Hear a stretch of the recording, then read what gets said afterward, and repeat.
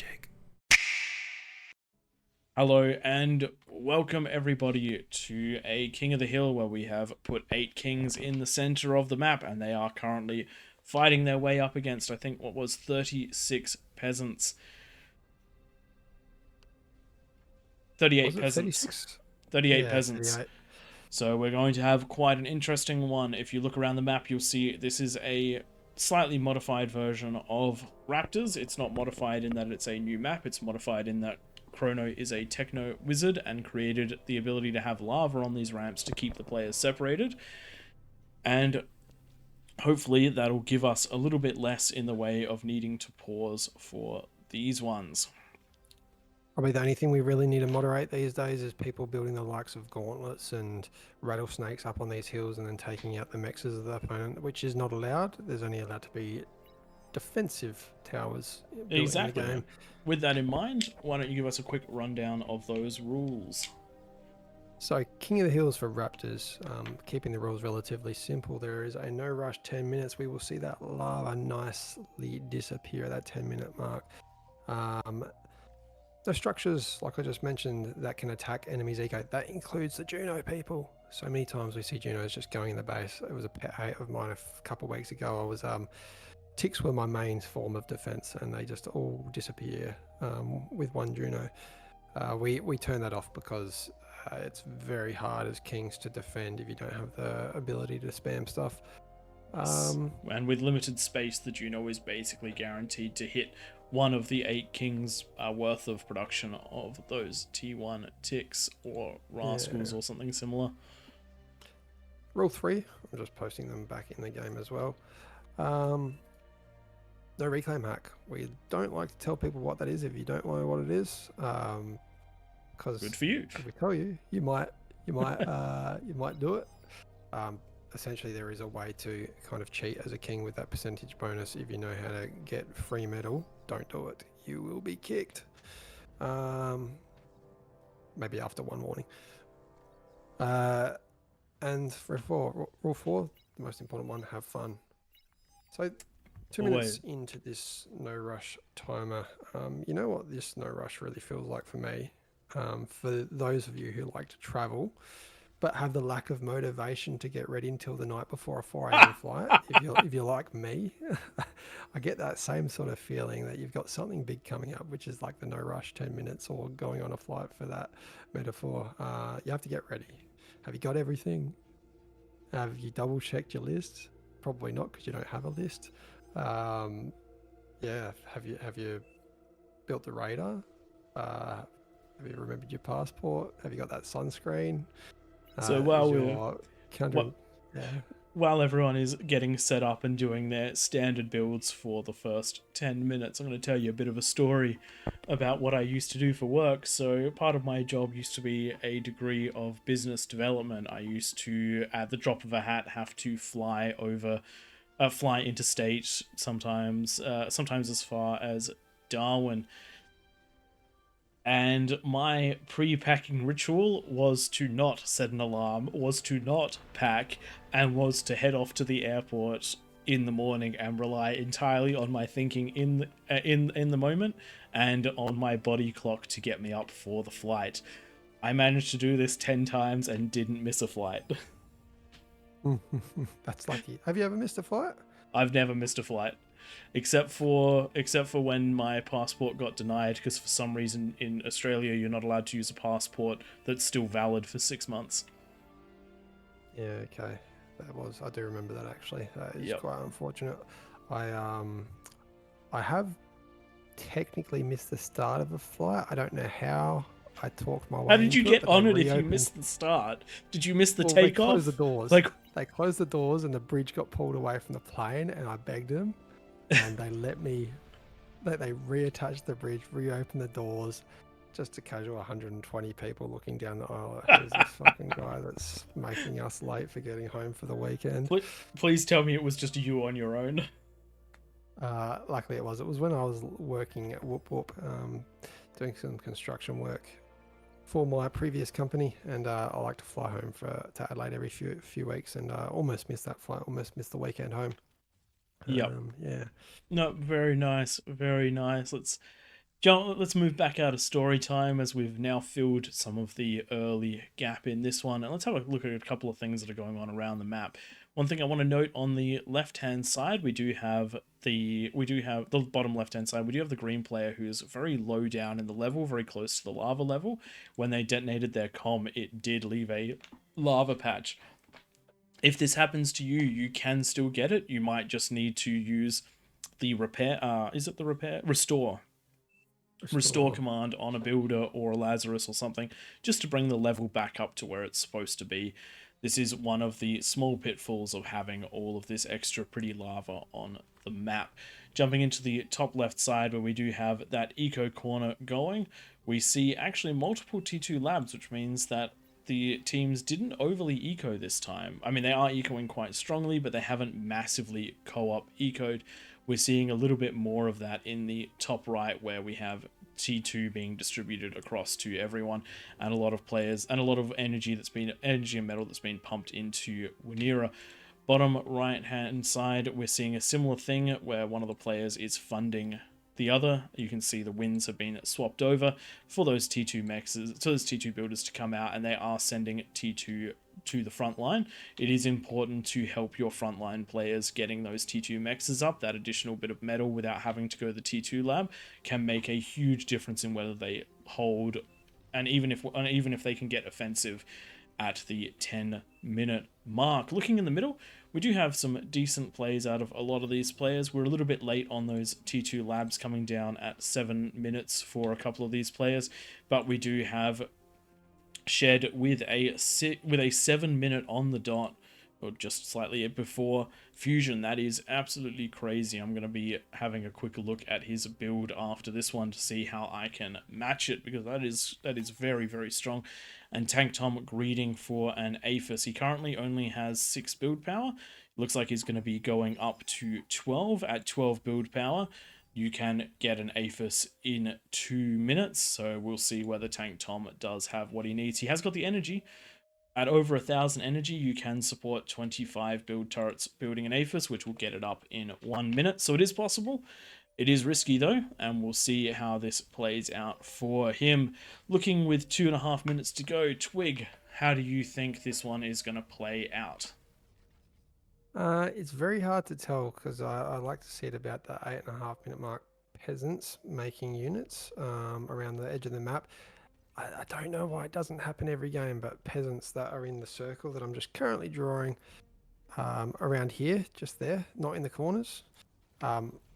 Get out a bunch of T1 and just rush the kings at the 10-minute mark. It works very well. Almost every game that happens, the peasants end up winning because it's very hard for a king to keep up with the APM of getting their base back on track.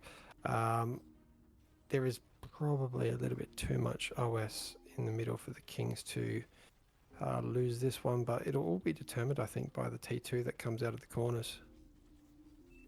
I reckon that these corner players are going to be quite pivotal in this one. However, with them only having the one fusion in a lot of these positions at that 8-minute 30 mark, I don't think we're going to see some of the crazy ecos that we have seen before. So I think the Kings are going to have a bit of a good easing into of their positions. However, with Tony being so very new to the game, is running quite the ways behind compared to the rest of his team. Doesn't have T2 yet, doesn't have those T2 mexes, and is actually losing some of his mexes to other players who have seen that at the 9-minute mark they are unclaimed, so they are grabbing the metal as they can.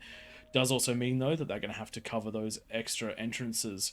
Each player normally only has to cover 2 entrances, but it looks like Kazork and Dolores are going to have to cover 3 if they want to keep Tony safe and not allow an avenue into the base. Rilos does have a whopping OS of 41, so I wouldn't be surprised if he'll have no problems covering off his ramp. I don't know so much about the pink player, Kazork. Plenty of Chevs actually. You have a base defense that is in range of one of those. We do have Pink has built a base defense in range of a Mex, though I would say that's almost certainly an accident because they're just trying to get theirs down. That's one of the slight problems with the with these positions being on the same height. And there goes the lava. That is the 10-minute mark. Let's see exactly how far this one manages to go. We do have a big rush of units from the green player heading down. We've got a mix of blitzers, of stouts, and of maces there heading up. And the only defenses in sight is a single twin guard that is not complete just yet. Question is, can units come out? The T2 factory is down, but it is still being constructed, so this could be a nice entryway into the rest of the team. Pink getting on the defense. Some ticks did try to make it in on the left side of the map, but unsuccessfully. Does look like the stouts are also pushing through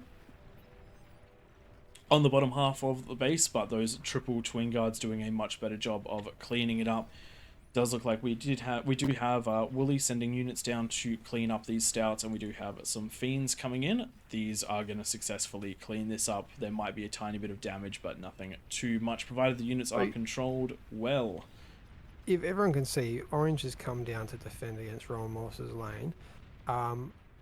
If Orange had to defend against some units, so if the purple player or the blue player on the right-hand side did push Orange, they wouldn't have had those defensive units, and the green player would have probably made it all the way into the base there and done some damage at least. Instead, that's just a massive metal donation of almost 7,000 metal for the Kings to reclaim. One of the things that I will note, though, is that we're now at 11 minutes 30, and just 3 ramps attacking have prevented the Kings from going up any ramps. So we're almost 20% past the...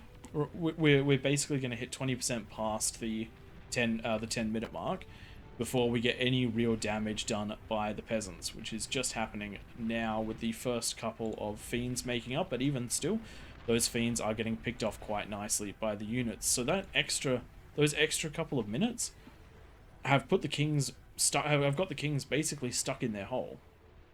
Yeah, so even though it was a 7 points for the Kings on the right-hand side, the left-hand side, north and south probably, but wow, south really doesn't have much defense. A lot of the other entrances on the north, though, the north is very well defended. If you just have a look around the north compared to the south, it's kind of like defenses have been set up by maybe some less experienced players of King of the Hill. And we do have a rattlesnake that needs to go down. I'll just jump into chat and make sure that goes away.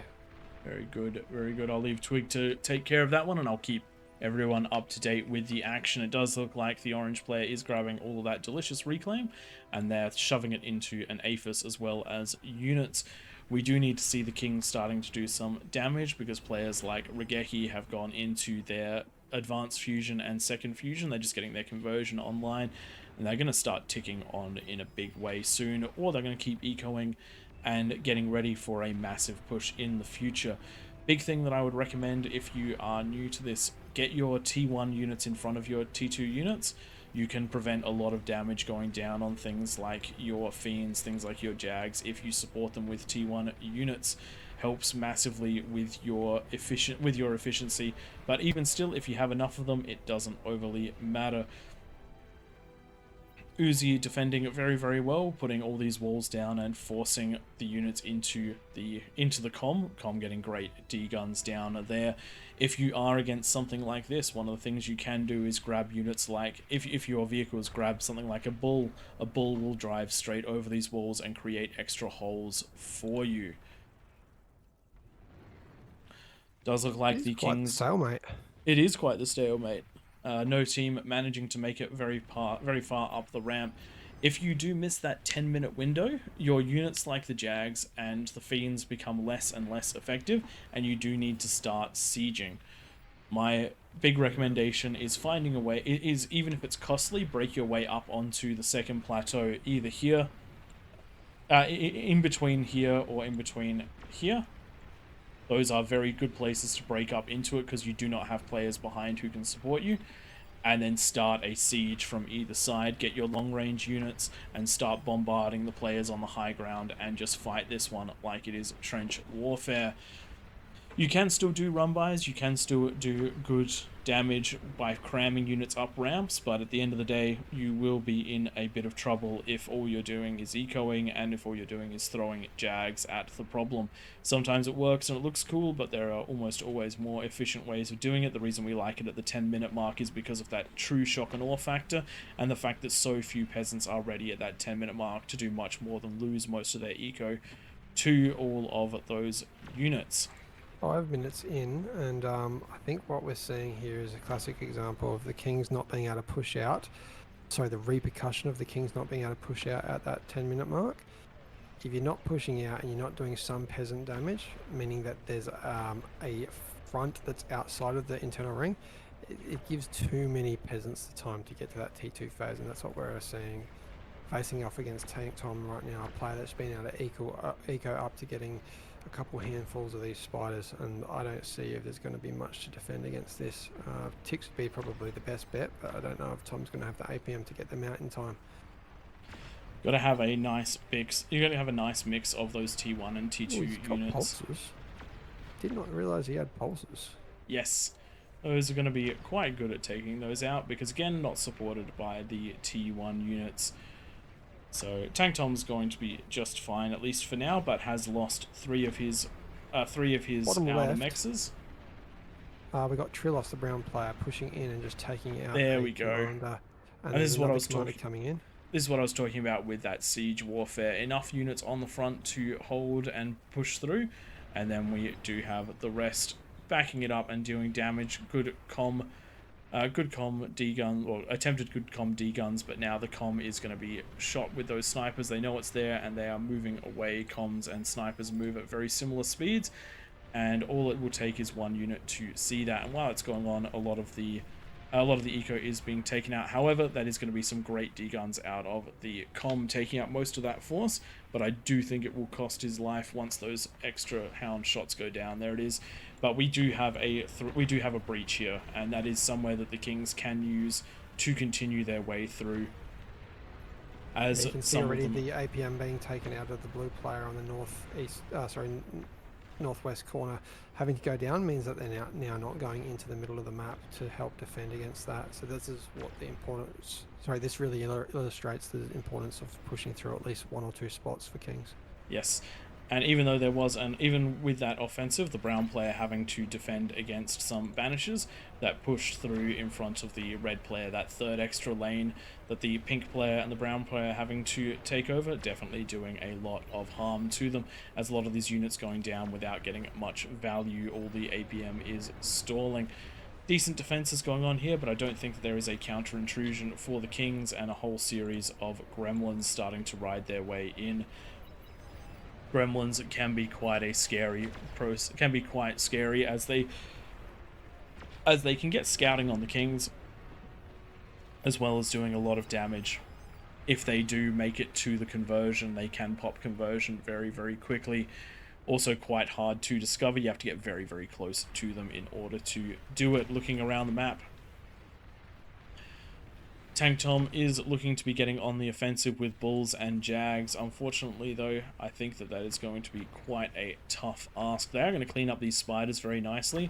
Fast units, high damage units going to do well, though a little bit of miss micro just there allows them to get onto the wall.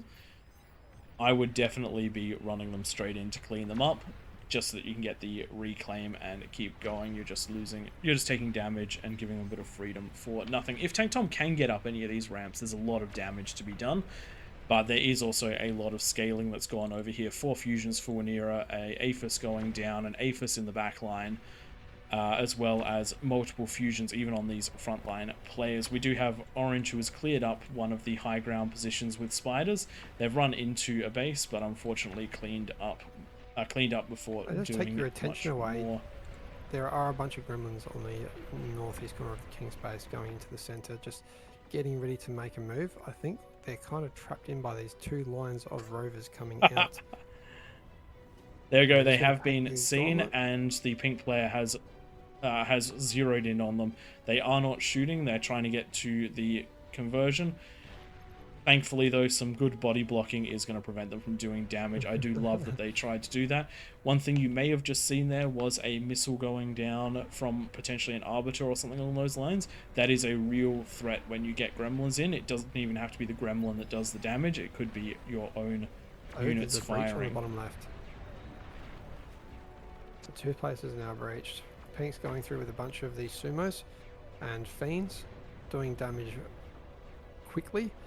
This will be shut down by the Razorbacks and the Tigers, as well as a few Banishers on the right hand side, but 1 more peasant falling now. So that's 2 peasants down. That is indeed 2 peasants down. We also have a whole bunch of bedbugs trying to make their way in from the green player. In fact, this is a lot of bedbugs to come out. Don't know what their chain reaction range is, but it is very possible that they could end up...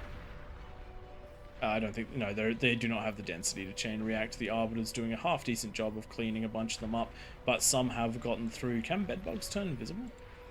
No, it's just they the scuttle. It's just the scuttle, so...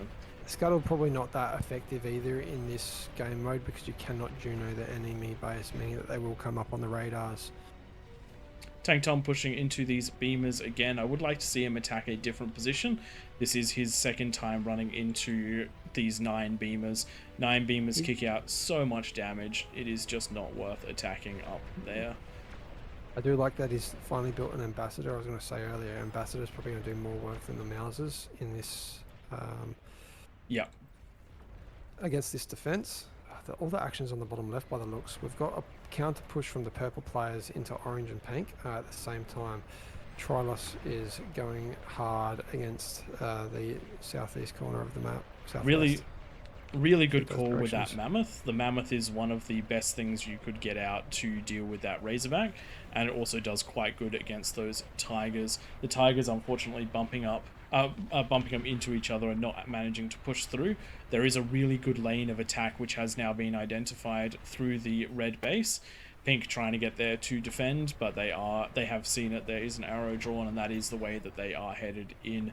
Unfortunately, Tony still unable to get bring his forces to bear. Does have 2 T2 labs, but only has a handful of T1 energy generation, so just not able to get those units out. Doesn't have build power either, so really struggling with this. I do believe this is one of his very first games, so that is a big problem. Doesn't look like Regeki has come online now with his 10 APHIS. This top corner does have a 10 APHIS eco. This spam is going to start cleaning up just about everything, and I do think that the King's timer is now up, as if this starts pushing down towards Pink is going to have a seriously hard time defending it. Shivas do not do well into spam. Yeah, you got to remember, like, the bottom left is looking bad for the Kings, but there's still 3/4 of the peasants remaining of the bottom left is taken out. Yep. All it takes is 1 king to be breached and the entire economy could fall. You can see there, through from the cream player Rowan Morse's economy, that should connect with orange's economy, red's economy, and similarly all 3 economies on the north will chain react. There is potential though. The cream's economy is... Holy crap. Wow, cream has an economy. Cream can get very, very online right now, and if they choose to, they should have the generation right now to really start cleaning up these corners. The problem is what's happening at the top side right now. We do have that big push from Regeki, and it is going to be backed up by Banishers. You do need those heavy hitting units to try and help with this. Great amount of Mammoths though, and a decent number of Shivas. Going to be cleaning a lot of this up. I don't think the spam is going to make it, thankfully. So a huge amount of T1 is going to be taken out right now. During all this, Tank Tom is sieging that massive defensive position with his T3 Vanguard. So it does look like this top side is going to hold for now. And if you look at the bottom side, Cream really cranking out those T3 units now, going into Jugs and into those Demons, has the potential to crush this corner. Does look like the bottom left is holding from Brown and Pink for the time being, but with a lot of that front line destroyed, it's going to be a very hard time to hold the entire way through. The Hound's getting really good value though, shooting from this high ground position, but once the units start breaching that second tier, I think it'll be all over for that corner. I don't see the... Oh, hang on. Check this out. Oh, yeah. Don't say it in case they're listening. I want to see how this works. Unfortunately, I don't know if they can go up. Oh, let's hit that. They can. They can over here. I have to go in and around. Yeah, so they're a little bit stuck over there, but they could still do a lot of damage. We will have to see. I do think that the green player needs to start pushing more and more into the offensive. They are just going more and more into eco. I think at this point that's a pretty big mistake. I think peasants need to come and win this soon, because when Rowan comes online, this is all over Red Rover, I think. Yes, we have got a push by the Maroon player that sent a lot of T3 up into this top side. They've broken the defenses, but they haven't gotten through to the eco just yet, and they're being pushed back by Shivas, by Vanguards, and by some T2 units. Pulling back to keep the catapults alive, Tank Tom sending his Vanguards through to start counter-firing the long range. If these guys can push up that ramp, it's going to be big damage because all of the eco is concentrated up there. Looking at the... see some commanders get into position to take on these Juggernauts. I would like... One of the things that you really need if you're going to be sending Juggernauts through is spam. If you do not put the spam in front of them, then the Juggernauts are super vulnerable to commanders on these cliffs. Sorry, I think I see something happening now. If you go to player view for either for the peasants, and then look at the where that gremlin was. Yep. You might see... I have a feeling that these Vanguards are going to target. One volley from the Vanguards is enough to take out that commander that is in the vision of that gremlin. That would be quite a good play, but Vanguards do look like they are backing out.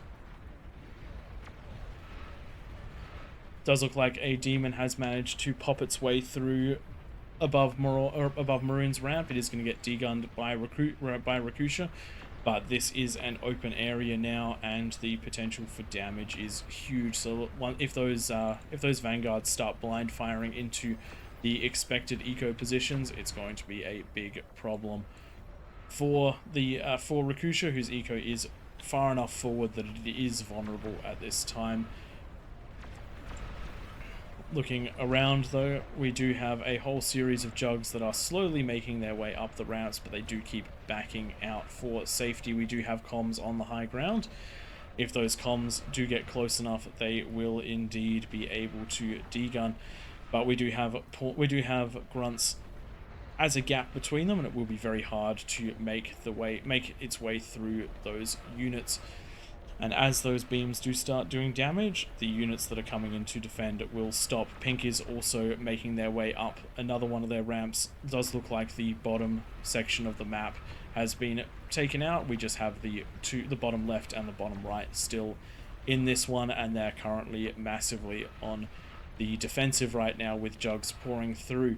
While that does look like a comm is trying to make its way across, but it has been seen by a couple of these grunts. Shots have gone onto it. The Juggernauts are moving towards it though. This could be the biggest... No. On the other side of the map, we do have huge spam that is trying to make its way in. Spam being defended by snipers at the moment, that is not the way. You need to be getting yourself up things like your... from the Cortex side, you want to be defending this with... I mean, if you've got a vehicle lab... actually, you want to be defending it with the Razorbacks. From the red side, you want to be looking at something like... from the Maroon side and from Tank Tom, we definitely want to see things like Razorbacks defending, Sumos defending... Even Tom's probably got a bit of a lack of anti-spam prevention there. He's got all the big hitting units, but if he got hit by enough spam, he's going to go down pretty quick. Yep. Does look like the spam is LLTs will do all right. Holding. Yeah, LLTs, beamers, great options for defense. Twin guards doesn't look too bad. Does look like these jugs are making their way up. One has been defeated, most likely by a degun, but there are 5 on the way. and they are pushing nicely up. They're going to get this top eco. There is no there is a comm up here, but it doesn't look like it's moving into the ramp to defend. So these units should be able to get up and clear this corner nicely. These big hitters, they do take a while to get there. They do take a while to build, but they are an inevitable force that can really only be stopped by a comm or massive amounts of units, which just isn't happening. We also have them coming up multiple other ramps and clearing their way through. This is an eco. No. This is probably the heaviest eco I think we've ever seen out of the Kings. Not going invisible, Crinright. If you're watching this, put that comm as invisible so he can't be seen. Yes, and definitely don't hide next to the APHIS, because even if you are invisible, is not going to work out for you. Does look like Cream is cleaning up their corner, but players do need to be getting onto that top side of the map. We do have a massive 16 Razorbacks and 20 Vanguards that are starting to push on Pink. While Cream is doing a wonderful job in the bottom half of the map, that's not going to matter if the Kings get pushed through here. Not a lot left here to defend. There is snipers that are going to be picking these off, but that is a lot of Razorbacks. In fact, it is too many Razorbacks. I think they're going to get in. They're going to take out the spam build power. A demon is valiantly trying to hold. Demons do trade really well against those, against the Razorbacks, but the Razorbacks are in. Com does push these back a little bit. They aren't willing to walk into it and are lost because of it. But the Vanguards are raining fire down now, and Pink has lost their ability to manufacture. It does look like a couple of ticks did make it through. Just this small handful of ticks is going to be a problem for the players in the back. You do need to grab that build power and eat them if you can, but they have run through and they are in the best position they could be right now. They're smack bang in the middle of some of the build power, but they get reclaimed. No dice right there, but there is no counter spam now, and it is going to be a very rough fight in this top corner. Cream doing a wonderful job of clearing this up, but losing jugs to things like D-guns. You can only do that a certain number of times. Your comm will eventually die to the explosion of the Juggernaut, and when you're producing Juggernauts per minute, not minutes per Juggernaut, then you have plenty to work with and throw away. So it does look like the greed is going to be warranted. We did have a explosion in the back over here, which does look like I missed. But Cream still okay with their eco spread out. They could be converting a bit more, but they also don't have the ability to spend it all. Does look like Raigeki has been pushed back. There is enough happening on this end to stop it, but the offensive is blunted on this bottom left side of the map as the brown player is doing everything they can to keep stuff up and running. Tank Tom doing a really smart thing, using his comm to get LLTs down. These LLTs are already stopping the spam from getting through, which is exactly what you need. We do need to see Pink getting some build power back into this front line area to get their spam back online. Twig, I have been blocking you out by talking non-stop. Take over. Tell me what's going on. Tell me what your elf eyes see. I've just phased out listening to your words and admiring all the pretty colours on my screen. It is getting a little bit late here, so I need to stay tight. That's right, I'm casting tonight, aren't I? No, yeah, I don't think the peasants are coming back from this. This is a walk of Juggernauts walking around the map. There's 25 of them right now for the Kings, and unless we can see these Vanguards reach some eco, I don't see this happening. What I would do if I was the peasants, I'd try and take all the commanders apart from one and go down and attack with the commanders. Get in there like Mazza's doing right now and try and degun some of these Juggernauts and create a clear path for those Vanguards. Vanguards do have a great range. Their range of 1450 can definitely reach Tom's Aphises. If they can blow up Tom's Aphises, that is going to chain react into brown and creams and reds. Oh man, if red, yeah, that would be huge if Tank Tom's Aphis go down. You've actually just touched on something which was in the worlds of something I wanted to plan in the future. If all three of us ended up on the peasant team, I was going to try and convince everyone except for one player in each corner to send their comms in at 10 minutes. Along with a whole bunch of T-Wolves. Along with a whole bunch of units, yeah. Could you imagine 30 comms plus units pushing in at the 10-minute mark? That's a lot of firepower. A lot of explosions too.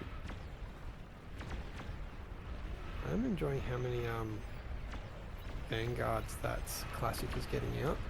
Target firing, trying to take out these Juggernauts one by one. Every time I think that the Vanguard is only an okay unit, I use it again and I'm like, wait a minute, it's really good. It's just slow, and usually by the time you're getting it, you probably need some other sort of response. But they actually do a surprising amount of damage. For example, 8 of them can kite a Titan and win. And yes, it's, you know, it's 8 of them, it's a lot more resources than a Titan, but that's still pretty impressive. It does look like Classic getting a good D-gun off on one of these jugs, and he's going to get another one too. But as you can see, these explosions are taking the comm out bit by bit, and the backup damage is going to be that last little bit. Windle grabbing one too, so these 5 jugs have been whittled down to 3, and I reckon another one could fall from that comm before it's taken out. One thing I just saw from Rowan Morse going around with those demons, Rakusha did a really good job of degunning a bunch of them, but he was ground attacking as soon as he knew your commander was there, just throwing out enough fire from those demons just to clear the path for them, knowing that there's a commander somewhere in front of them, and doing a lot of damage by doing that, just guessing where the commanders are. Do you reckon the demons are OP? Like 6,000 metal, and they just put out so much damage. Oh. You know, I don't think they're OP. I think that they're quite strong, but they do also go down really easy, like surprisingly easy to T2. A couple of Starlights just absolutely destroys them. Even Mouses or balls of Sheldons actually do surprisingly well against demons. Bottom left still hanging on quite well. Only one player against them. The pink player holding off that bottom corner has allowed for the continuous expansion of Squeezer. And who have we got there?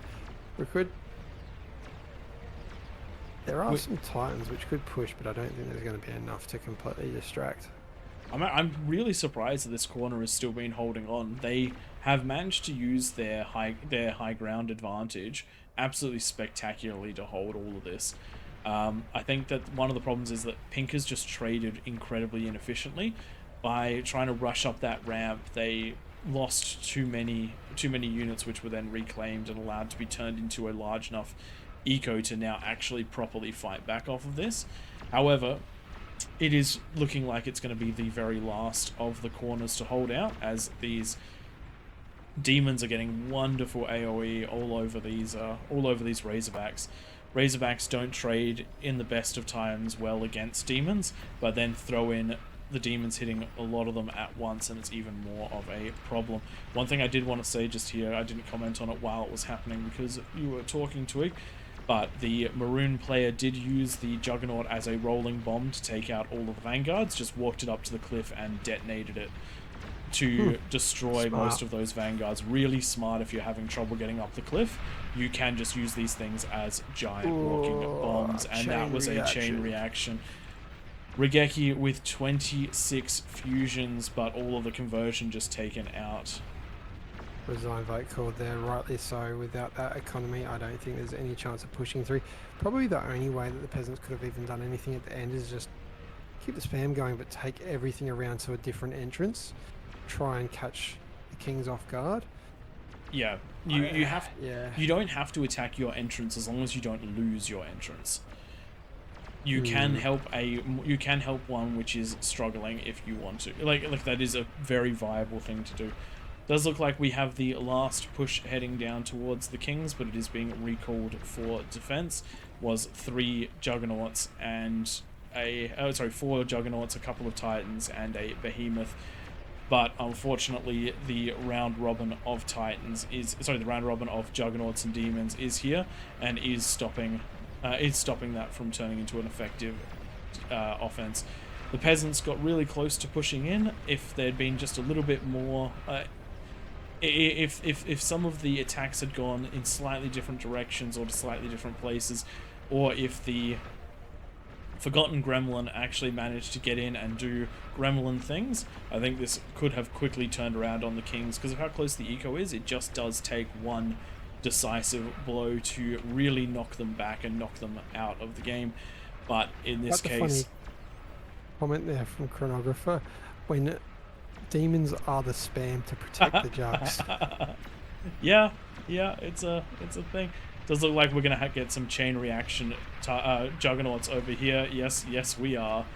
So many jugs on both sides fighting each other, all getting nice and low. The explosions dealing huge damage and setting off one after another. We have so many Juggernaut corpses on this ramp. It is unbelievable. I think that Rageki's jugs have traded incredibly efficiently here. But that being said, they did need to because there were only a handful of them, and so many from the Cream player. The Cream player did a really good job on scaling. Second base. And this is something which you just can't let the you just can't let the Kings do.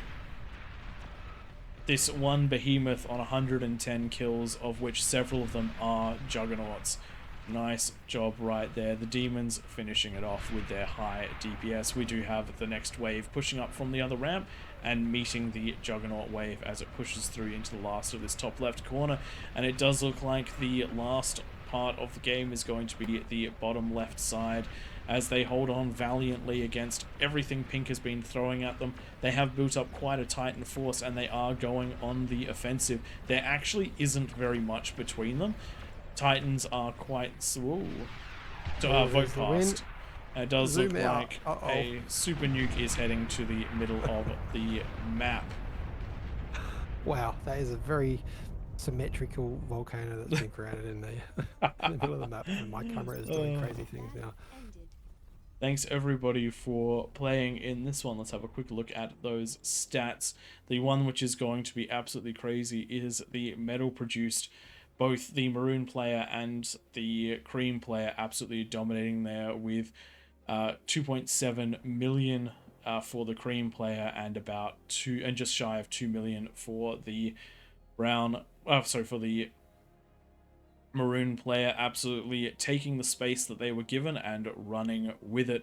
The craziest thing is though, Rageki's eco is the third highest in the game. And even crazier, if this damage dealt graph, he is the second highest damage dealt in the whole game. I think that those were all the Juggernauts exploding at the end. There's a lot of damage done, but well done to everyone in this one.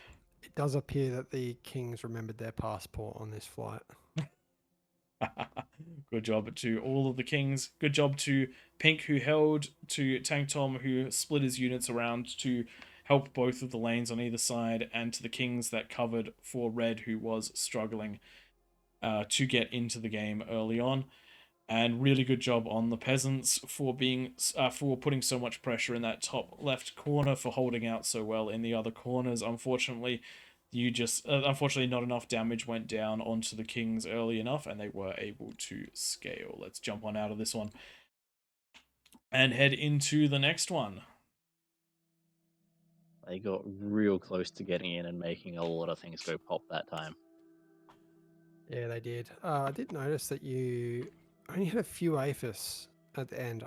Was that purely a constant I was APM building drain? units.